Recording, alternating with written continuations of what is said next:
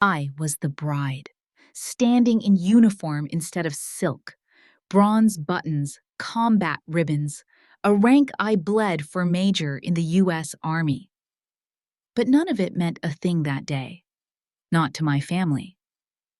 At my own wedding reception in front of 200 guests, my sister Violet raised her champagne glass and said with a grin, "She's just a gate guard now.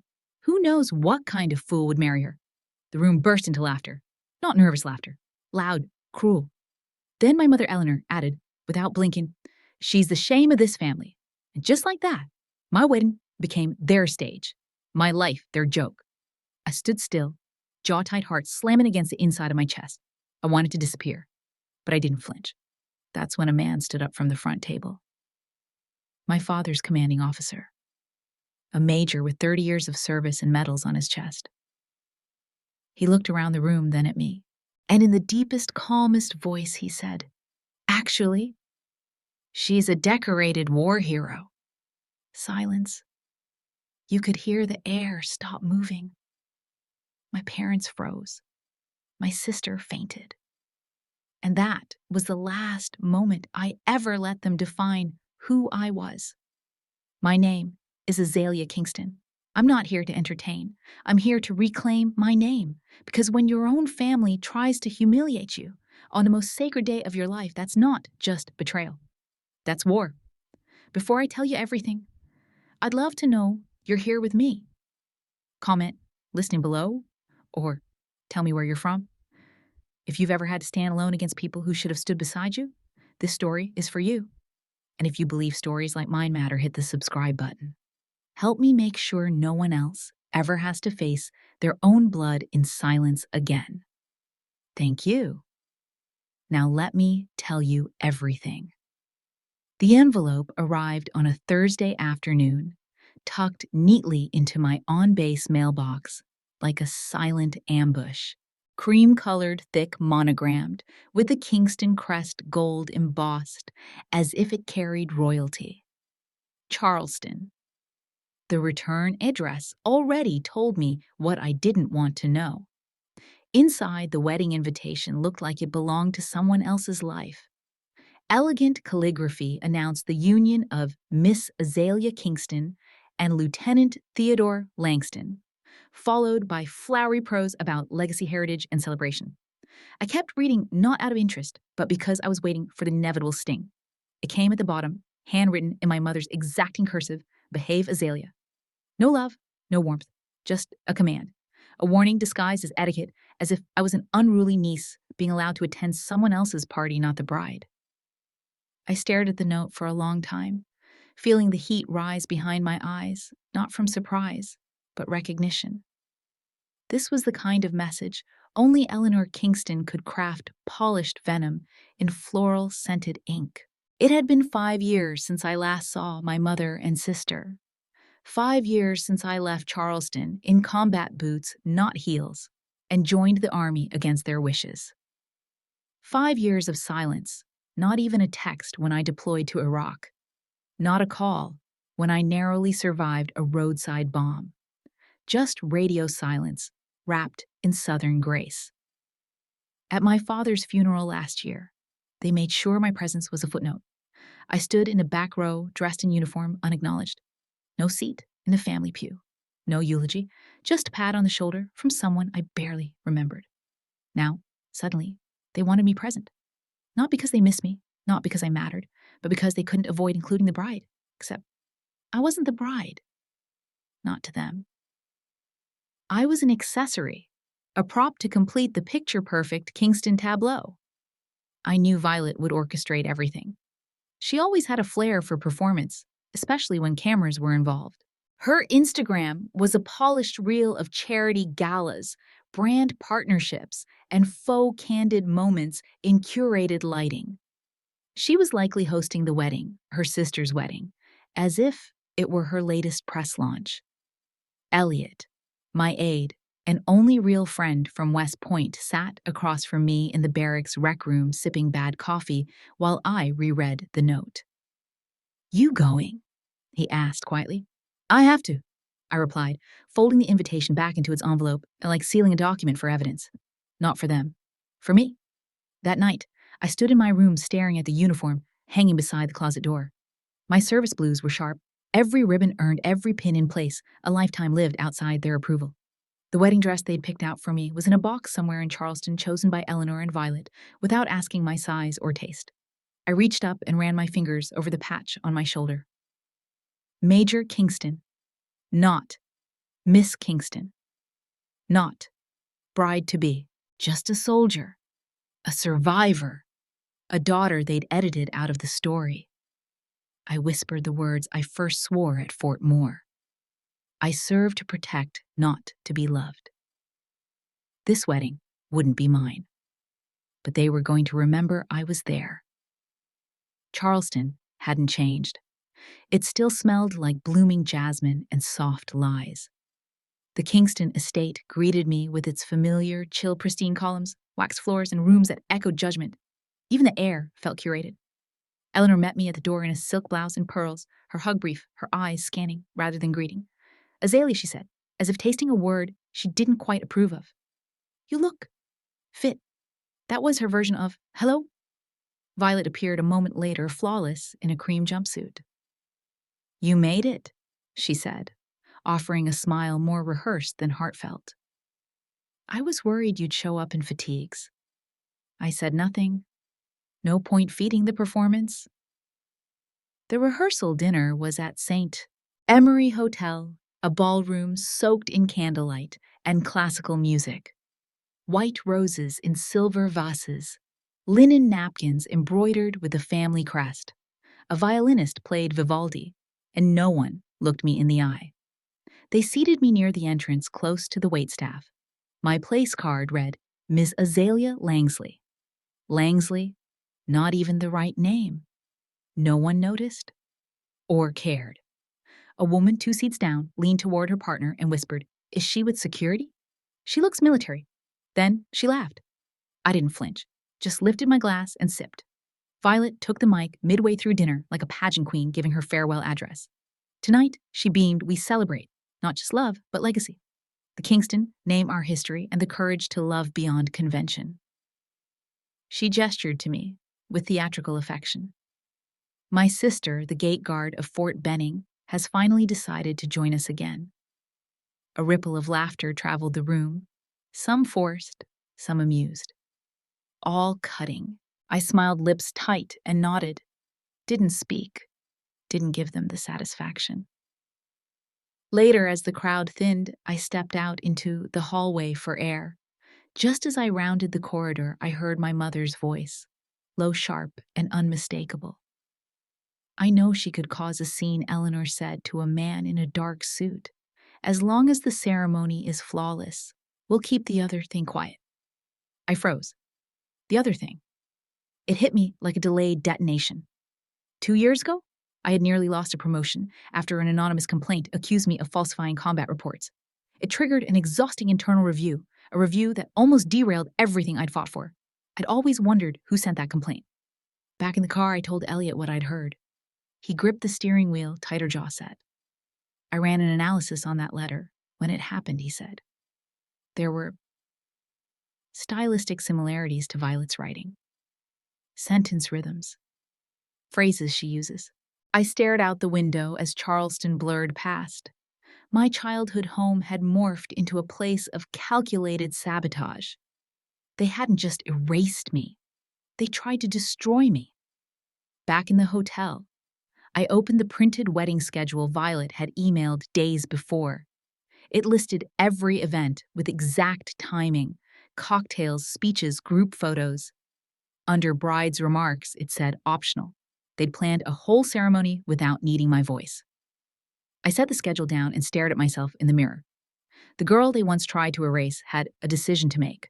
I wouldn't flinch. I wouldn't break. If this was their stage, then I'd walk right into its center.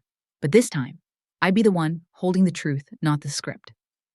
The Grand Kalis Hotel glimmered like it had been plucked from a European dream and dropped into Charleston's polished heart. The marble floors gleamed under crystal chandeliers, and soft strings hummed from a quartet tucked discreetly in the corner. Everything looked like it belonged on a magazine cover, and none of it felt like it belonged to me. Violet had orchestrated it all. From the imported roses to the camera crew weaving silently through the room, this wedding was less a ceremony and more a press event. Live streams, hashtags, exclusive vendor shoutouts, it was branding at its finest. I was the bride only in title. In presence, I was a placeholder. I arrived in my dress blues, polished until the brass gleamed under the chandeliers. Not out of defiance, but because it was the only identity I hadn't borrowed from them. I wasn't there to fit into their narrative. I was there to stand in mine. The first signal came at the seating chart. The bride and groom's table was placed near the corner of the ballroom, oddly positioned by the kitchen corridor. My name card, small and misspelled, was tucked to the far end. Miss Azalea Kingston, but with a typo on the last name, Langsley. It might have been an accident, but in this family, accidents were just polished intentions. My napkin was white cotton. Everyone else had lace-trimmed ivory. The difference was subtle, but undeniable. My mother, Eleanor, swept into the room in a flowing Ralph Lauren gown, cheeks kissed with soft blush, waving to journalists smiling for photos. She never once looked at me. The ceremony itself passed like a stage play. I wasn't invited to audition for. Theodore held my hand tight, but silent. His eyes flicked toward mine occasionally, as if checking that I was still breathing. Then came the toast. Violet glided up to the microphone, glowing in her golden gown, glass of champagne in hand. She radiated confidence like a news anchor signing off for the night. The room hushed, cameras, tilted attention narrowed. I just want to say how proud I am of my sister, she began, voice smooth as honey. She's unique, really. While most of us pursue family traditions, she took a different path, one with boots and gates.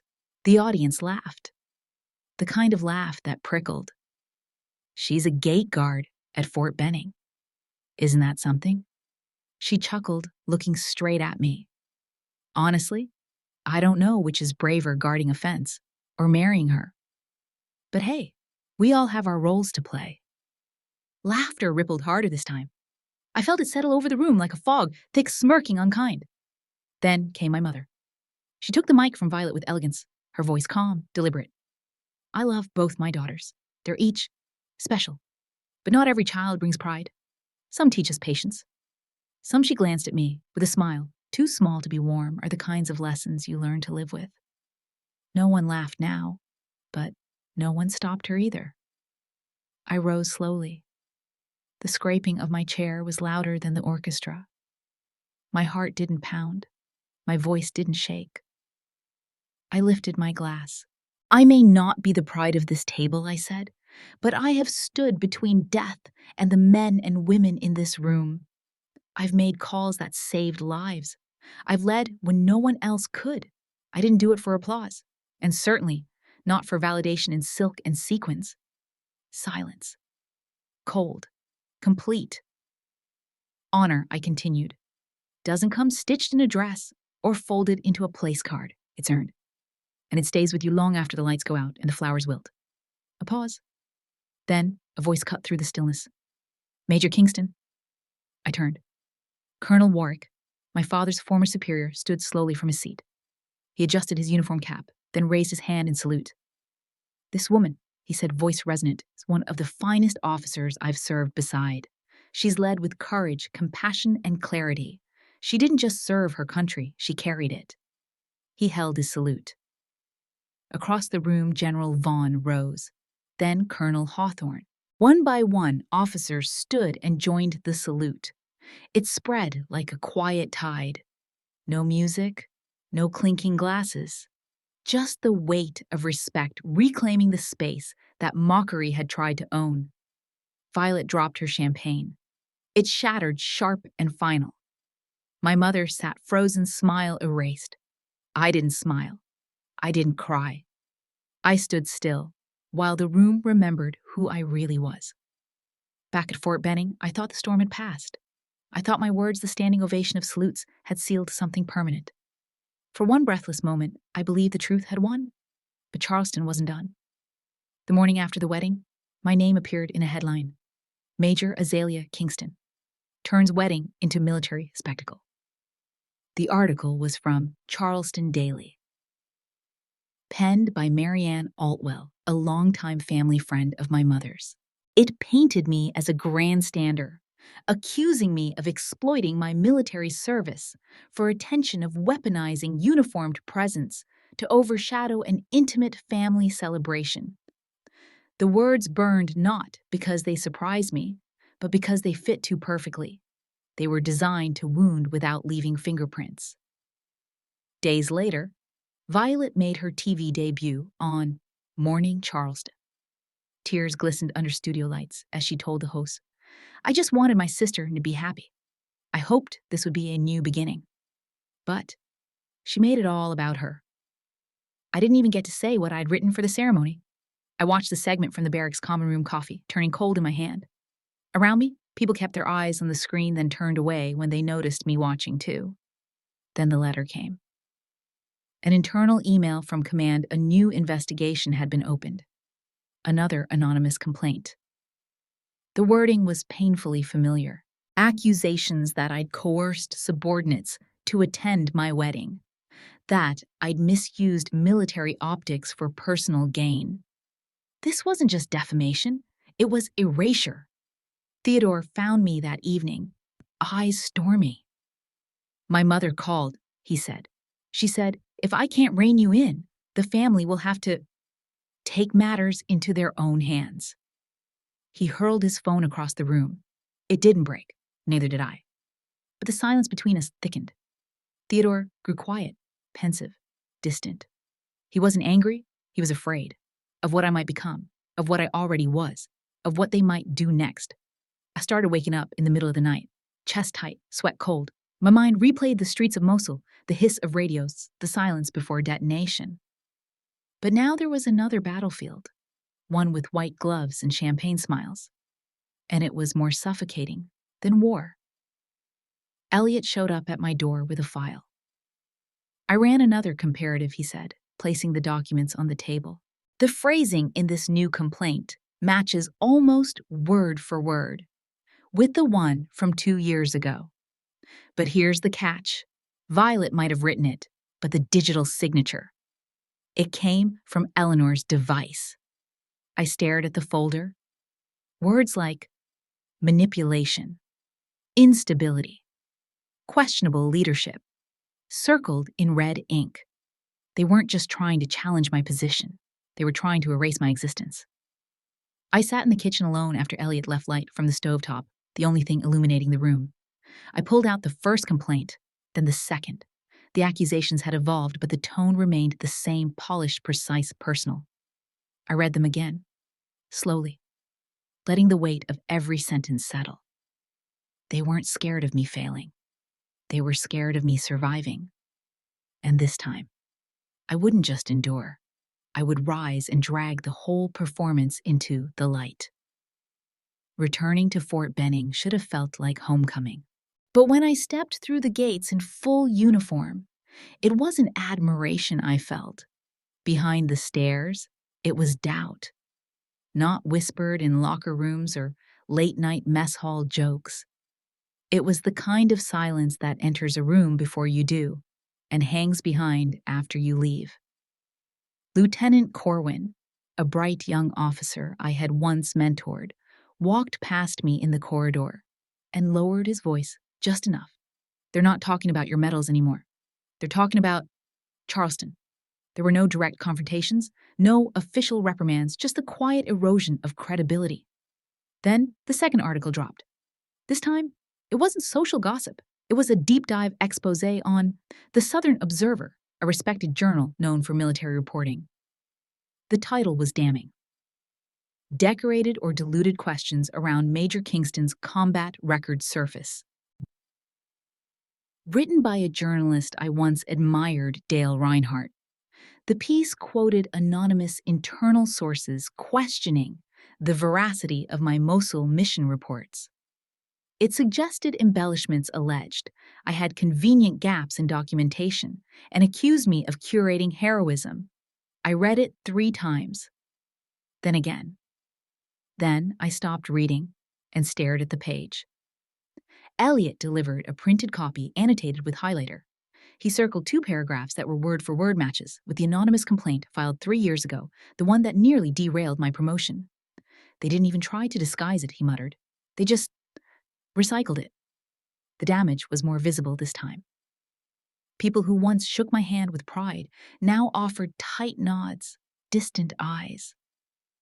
Major Grayson, who had always clapped my back in briefings, avoided eye contact. I was still technically in command, but now my presence felt like an inconvenience. I was poison without a diagnosis. I didn't need Eleanor to raise her voice. She had already sown the seeds. Now she just watched the garden rot. But the past wasn't done speaking yet. Elliot had tracked down an old name, Colonel Marlowe, retired and living in a military care home outside Atlanta. He had served with my father back when honor meant something even behind closed doors. I drove out to meet him. The facility smelled like thyme and disinfectant. He greeted me in a pressed cardigan, eyes sharp despite his years. Your father hated what Eleanor tried to make of this family, he said over black coffee. She wanted Violet at Yale. Your father wanted her at West Point. He paused. She also came to me 3 years ago, claimed she was worried about your mental stability post-deployment. Asked if she could access your review files, said she feared you were hiding things from Mosul. He reached under his desk, pulled out a yellowed file, and handed me an old printed email. It was Eleanor's. The wording calculated concern. The implication unfit, unstable. It was dated exactly 1 month before the first anonymous complaint against me. My hands trembled, but I didn't break. That was the seed, I said. Marlowe nodded. And now, you see the forest. Elliot confirmed the match. The handwriting in the first complaint Violet's. The email trail, Eleanor's. It wasn't just sabotage, it was joint authorship. Back at home, I confronted Theodore. Did you know? I asked quietly. He looked tired. Not guilty, just worn. She emailed me before the wedding, he admitted. Told me to keep you centered in case you acted out. Asked me to control post-wedding press if things went south. And you didn't tell me I thought I was protecting you? His silence stung worse than the accusation. I laid out the files that night. The emails, the printouts, the article copies. I circled timeline's arrows, pointing from accusation to action. It wasn't paranoia. It was math. Logic. A timeline so airtight, it could suffocate. I'm done reacting, I told Elliot. They've told the story long enough. It's time I told the ending. He nodded. And we began to plan the reckoning. We booked the hall at Fort Benning's Officer Training Center. Not a commercial venue, not a glitzy ballroom. This wasn't for the public, it was for the truth. We invited those who mattered. Soldiers who bled beside me, superiors who had read my reports firsthand, nurses who had screamed orders with me under fire, people who lived those missions, not those who watched from Charleston drawing rooms. General Vaughn responded in one line. I'll be there.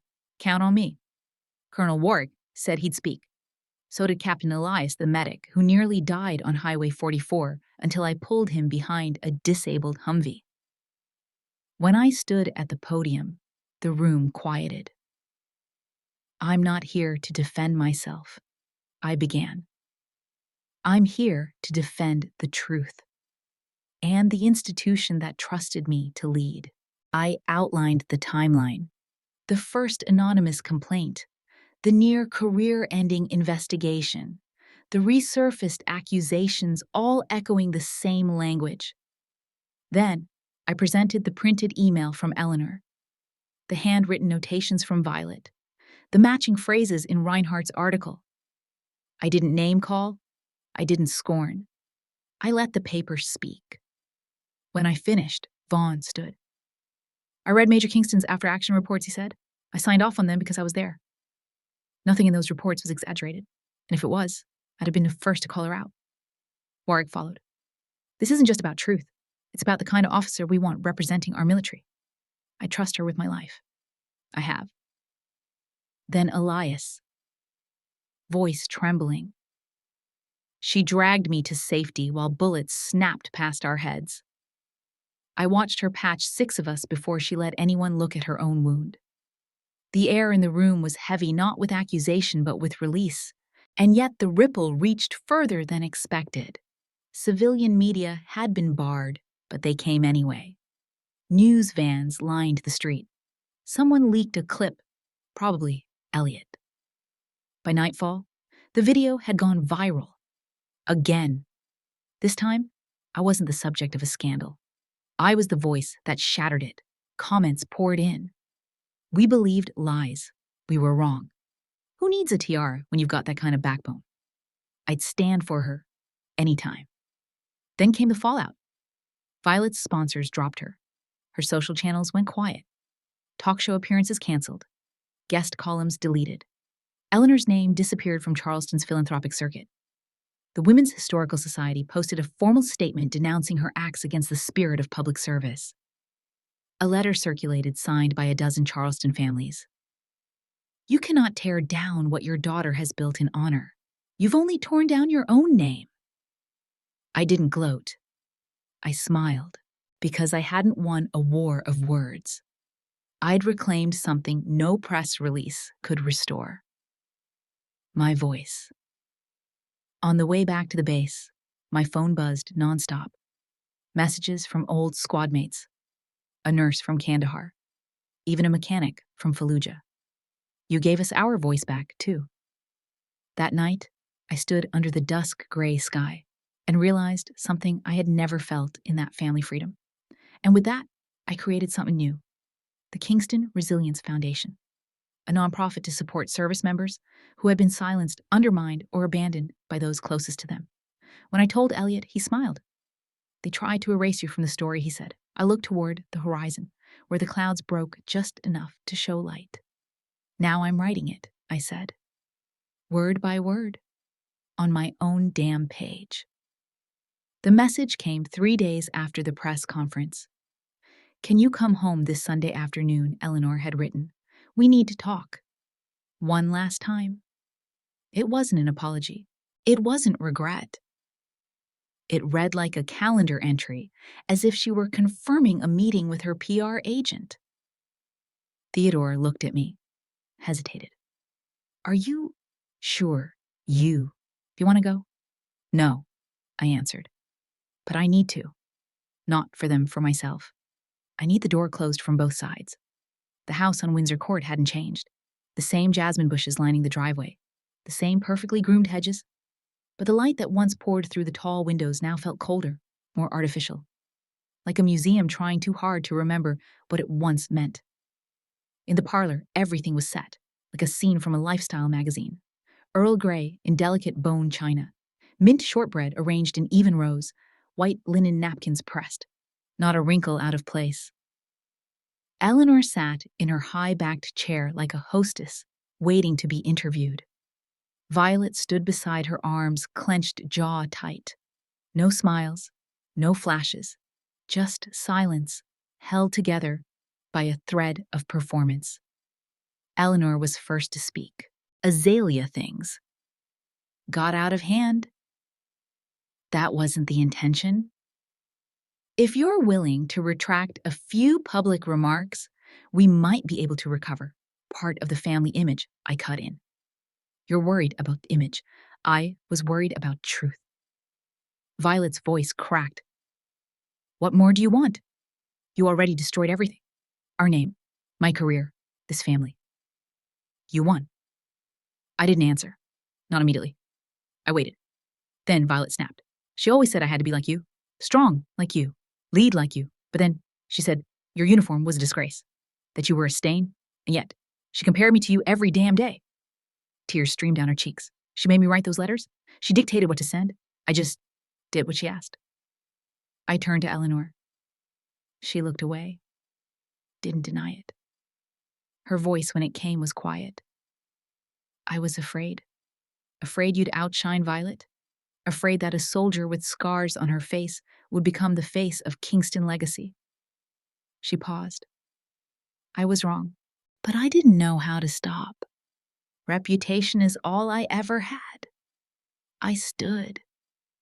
I used to hope you'd love me like a daughter, not a PR liability. But I don't need that hope anymore. I placed a manila envelope on the table, copies of her email, Violet's notes, the printed articles. You can keep these. A reminder that someone in this house once spoke honestly. I left the room without looking back. Behind me, one woman sobbed that I froze. I didn't care who was who. In the car, I sat quietly. The jasmine smelled different now, fainter. Theodore reached over and took my hand. I didn't pull away. You okay? He asked. I didn't respond, just closed my eyes. That day, I didn't walk out of a tea gathering. I buried what little was left of my family. After the final review board cleared me of every accusation, I was offered promotion. Lieutenant Colonel. I declined. Not forever, but for now. I filed for extended leave. I needed time to breathe, not with protocols, not with pressure, but with the rhythm of my own breath. Unscripted, unearned. Theodore and I moved to Newport, Rhode Island. There was a small house on a cliff I had once passed during a coastal training run. I never forgot the sound of the waves slapping the rocks beneath it. Here, I woke at dawn and wrote. Not a memoir, not a book deal. Just fragments. Sand and blood, gunmetal and whispered commands. My mother's voice at award ceremonies. Taste of betrayal in my mouth after her phone calls. The silence I kept standing at microphones, unsure if I was being honored or displayed. I titled the document, The Gate I Guarded, and the Family That Locked Me Out. Elliot came to visit. He read the first pages, closed the laptop, and said, Don't change a word. Just keep telling it the way it happened. One morning, I received a letter. Handwritten. No return address. Just Mother in the signature. She admitted everything. Not as a defense, not as a plea. Just a page of plain, sober truth. If you never reply, I understand, she wrote. Thank you for living honestly. I'm sorry I didn't let myself do the same. I folded the letter and placed it in a wooden box I kept beneath the guest bed.